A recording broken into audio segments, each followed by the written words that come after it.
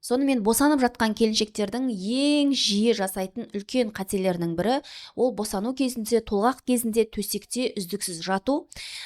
Егер қыздар сіздің толғағыңыз, босануыңыз жеңіл, физиологиялық тұрғыда жақсы өтсін десеңіз, сізге максималды түрде толғақ кезінде қимылдау керек, және де максималды түрде тіке, яғни вертикальное положение дейміз ғой, сондай позада болу маңызды.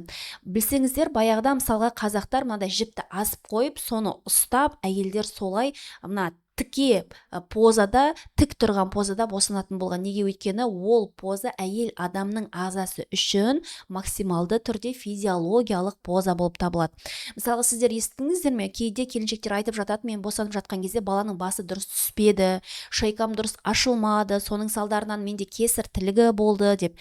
Осы нәрселердің алдын алуға көмектесетін ол сіздің толғақ кезінде максималды түрде қимылдауыңыз, яғни жатпаңыз, жүріңіз, фитболда секіріңіз, әртүрлі жаттығулар жасаңыз, сол жерде әртүрлі поза қабылдаңыз. Бұның барлығы сізге шайкаңыздың жақсы ашылуын және де толғағыңыздың жеңіл өтуіне көмектеседі.